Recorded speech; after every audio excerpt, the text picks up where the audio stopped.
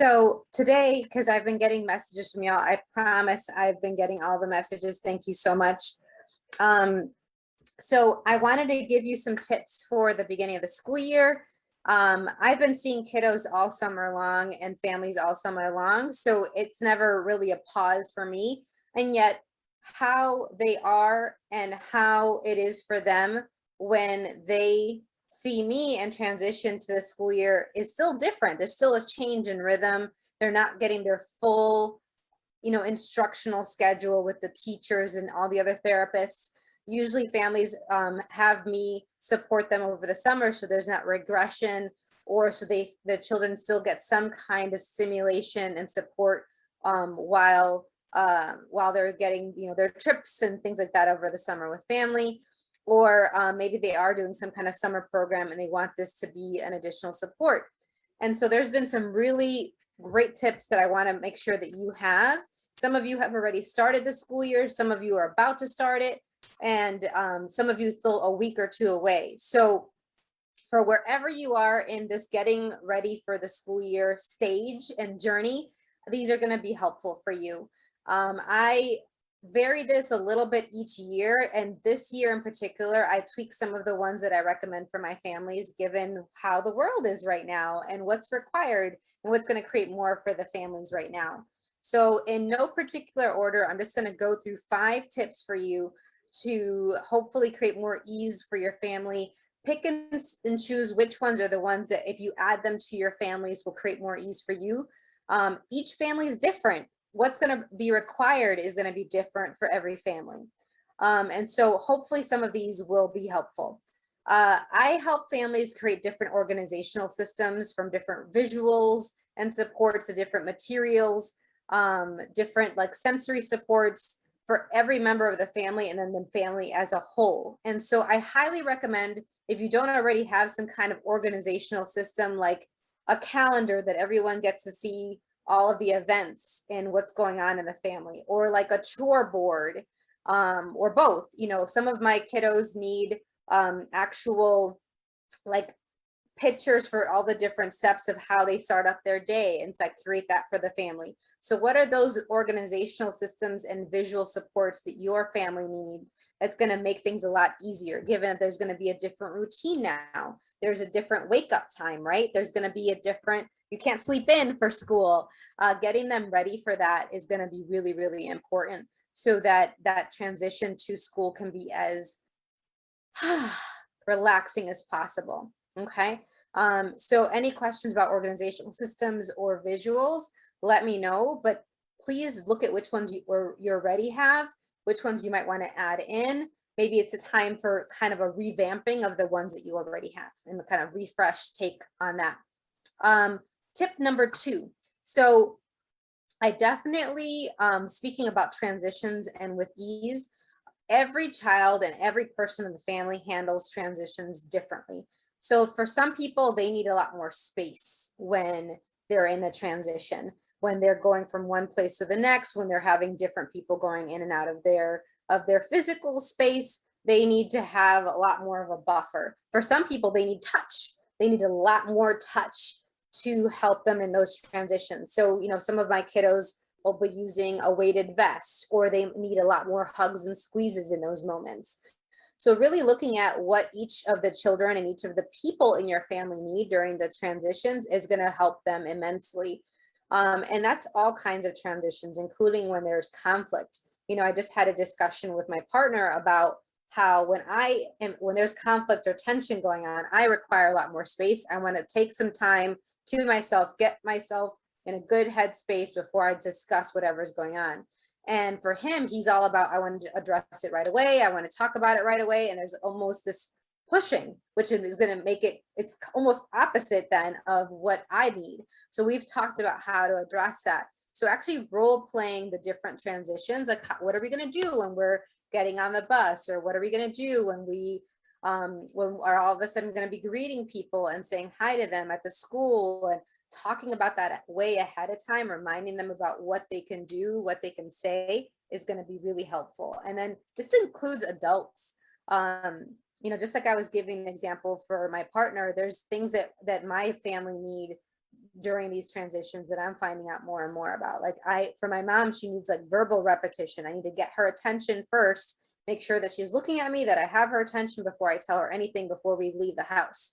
So, these different cues is going to be different for each person in your family, and make sure to consider that instead of applying what works for you and what you need to everyone else and then making them wrong because what you require is different than what they require, or making yourself feel wrong if you need something different than what your other family members need. Everyone's different, not better or worse, just different. Okay. Tip number 3.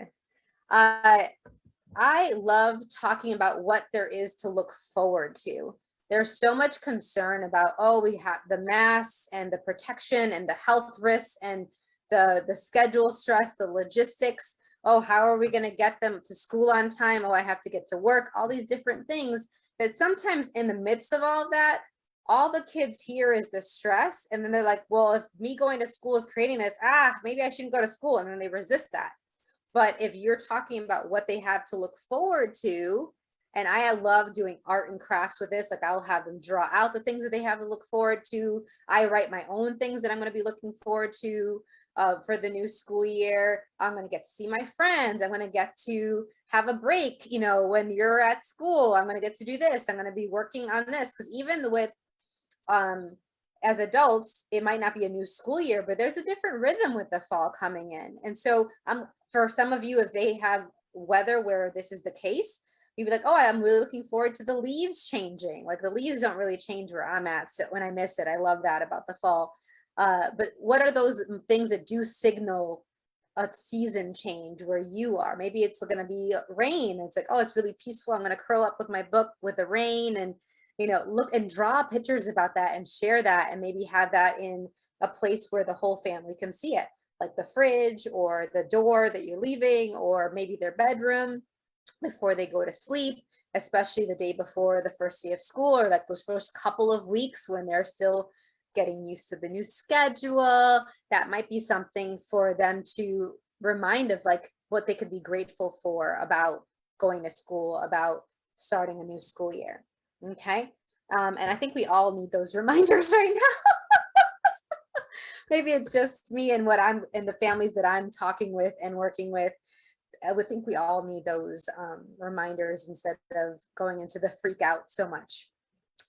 All right. Tool and tip number 4, reminding them that they get to choose and what they get to choose about. So there's so many places where we feel like we don't have choice, where we're being mandated to do different things, where we're being told what to do. And a lot of kids, whatever the age, when they're told what to do and they don't feel like they have any sense of control, that's when some of the problematic behaviors show up. So what do they get choices about? Maybe it's about picking what clothes they wear. Maybe it's about the color of the plates and utensils that they're getting to eat with at dinner. They get to pick between a couple of different activities for their transitional activity after they're done with school to help them like have ease and move into the evening activities with a lot more calm, peace and calm. Maybe they'll get to look forward to and pick the activity that's done on the weekend with the family, like a little special time with one of the parents or the caregivers. So where is it that they get to choose? And instead of focusing on all the places where there are all these have tos, I don't really have that point of view. I don't really use have to when I'm talking with kids and with families. But there's a lot of schools and a lot of teachers that are going to be using that kind of language. And it's just something that they're going to get used to talking to and working with and processing these kind of language, but not actually locking them into their reality and making it seem like as if it's actually how they have to function. So where is the choice in any given situation that they have, and then highlight that, and you'll have a lot less problematic behaviors. Okay. And let me know if you have any questions about any of these as well. Comment on the chat below. And if there's something that this brings up, like, what's the tip with this then, given what you've said, please let me know. And don't forget to subscribe to this group and invite people to the group. Subscribe to the channel on YouTube. That'll have this as well. Share this video with anyone you think would benefit from getting some more tips and reminders. Because a lot of this, I get you guys know this. It's like being reminded of what you know, and then consciously choosing it over and over and over again in the midst of fatigue, in the midst of stress, in the midst of hunger, in the midst of, gosh, all kinds of emotions that can come up with these transitions. Okay. And then the last tip, and this is a big one, speaking of stress, speaking of fear and overwhelm, is actually role playing and talking about what to do when the children and the people in your family perceive heaviness and fear and freak out and overwhelm, because they're going to be around teachers that are really stressed out. They're going to be around classmates that are picking up on the anxiety of their family, of their parents. They're going to be picking up on and perceiving, you know, a lot of worry about health and mandates and policies and things like that. And these really perceptive kiddos, the ones I like to call X-Men or my magical kids, they pick up on it, and then they start acting out in different ways that aren't really what's true for them, to signal their antennae that's been full and buzzing to us as adults. And so it's up to us to be more aware and to be more conscious of it, and then remind them of what their options are, where they have choices. Again, like the fourth tip, where they have choice with that. So I love role playing stuff before you're in the high emotion situation, because at that moment you're not going to remember. But if you practice it over and over again and you've talked about it, you can refer to those role play scenarios in that moment, or you can have these other multi-sensory cues that will remind them of what to do, like the breathing. Let's change our breathing. Oh, what's kind of touch is going to help them with the overwhelm, and then providing that kind of touch to themselves. Like I teach my kiddos how to give themselves squeezes, and then also how to ask for squeezes from the people that it's appropriate for them to ask for the squeezes from. I remind them of different visuals, the fidgets that they can use to help them move through that overwhelm onto the other side, to what's true for them, what's light, what's spacious, what's, hi, I'm back. Oh my gosh, yay. And when they're back, I say, wow, you're back again. And I acknowledge that as well. And we can also role play that celebration of when we're actually our true authentic selves again. It's never too early to start talking about these things with kiddos. I talk to kids from as early as like 1 or 2 years old about all these different things, because they're already picking up on stuff from the womb. So at 1 or 2, when they're already getting some words and they're perceiving things, and I can just be the energy of this for them and with them, is really, really helpful. And it's never too late. So if you're an adult that's watching this and you have a sense of overwhelm, or you have these moments where you don't feel like you have a choice, or you're not sure what to look forward to, are all exercises for any age in everyone in your family. So hopefully this is helpful for you. Let me know, give me some feedback. If you have any questions about this, feel free to message me directly or post those questions below this video. But I've given all of the work I'm doing right now with different families, and in preparation for the school year in different ways. Extracurricular activities are coming up and starting, all these different things. I thought this would be a good topic to talk about. So thanks for watching. Thanks for being here. And I hope this beginning of the school year goes very, very smoothly for everyone in your family, and that fall and this transition into the fall is very, very smooth for everyone in your family as well. Give yourself a big hug for me. Have a wonderful day, afternoon, or evening, wherever you are. Bye.